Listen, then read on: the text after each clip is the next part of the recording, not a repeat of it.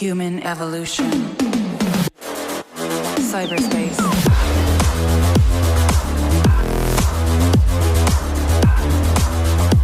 Activate.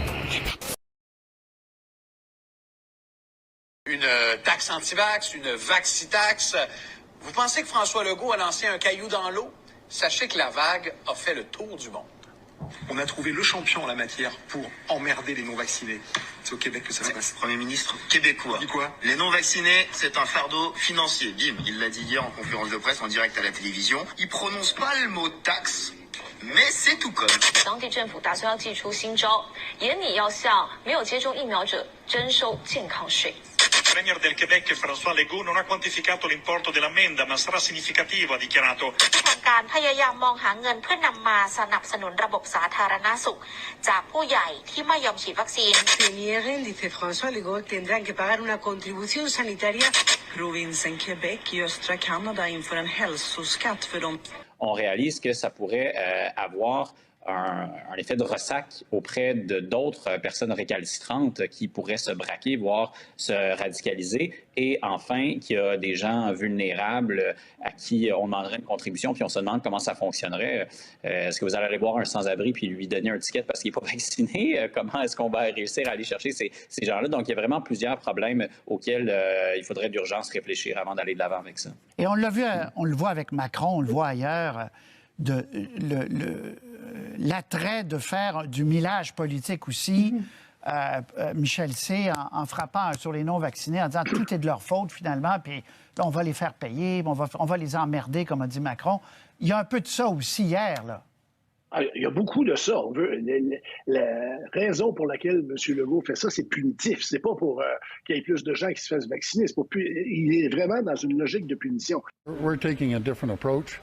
We aren't going down that road. We're going to take a different approach. Is a violation of that higher Canadian principle of universal access. So Saskatchewan hasn't looked at this. We have no intent to ultimately look at a vax tax. Mais les cas de COVID qui viennent ici, c'est surtout des vaccinés ou des non-vaccinés? Vaccinés. Ah, vaccinés. Moi, tous mes patients que j'ai eus ici étaient vaccinés. Puis il y avait la COVID? Oui. Ah, mon Dieu. OK. Puis je tiens à vous dire une chose. Je ne serais pas assis ici à annoncer quelque chose avec lequel je ne serais pas confortable. Ça, je vais être au clair. Je vous le dis là, je ne serai pas ici en avant, ils le savent très, très bien. Je ne jouerai pas le jeu du politique si je ne suis pas confortable avec la décision. Je ne serais pas confortable ici si je ne pensais pas que... Le jour où ils feront de la bullshit, excusez-moi d'utiliser ce terme-là, monsieur le ministre, je m'excuse. Le jour où je sentirai que c'est de la bullshit, mais le docteur Arruda, il ne sera pas là. Monsieur Legault, en fait, les gens autour de moi sont un peu confus avec... on sent que les annonces se suivent, mais ne sont pas toujours cohérentes, ne sont pas toujours appuyées par la science. Est-ce qu'on a perdu le contrôle sur la pandémie? Je ne sais pas quoi vous répondre. Là. Je pense qu'on consulte à tous les jours la santé publique et puis on prend les mesures nécessaires et puis je pense qu'on suit de proche la situation. Le jour où je sentirai que c'est de la bullshit, mais le docteur Arruda, il ne sera pas là. Je veux juste bien comprendre. Le SIC et le CCNI ne recommandent pas l'administration du vaccin Moderna pour les 12 à 29 ans en raison d'effets secondaires possibles, mais en pharmacie, c'est ce qui est offert pour ce groupe d'âge-là. Bon, mais écoutez, je vais vous avouer, là, je vais le regarder parce que pour moi, il y avait en tout cas, c'est la première fois que j'entends ça, alors je vais vérifier, puis je pourrai vous revenir parce que pour moi, il n'y avait pas cet enjeu-là, mais si vous le dites, il y a peut-être un enjeu, mais Dr Boileau? Bien, écoutez, vous comprendrez que je viens d'arriver dans les fonctions. J'ai été concentré sur les enjeux qui ont été traités tantôt. Pour la vaccination, pour répondre à votre question, franchement, je suis surpris.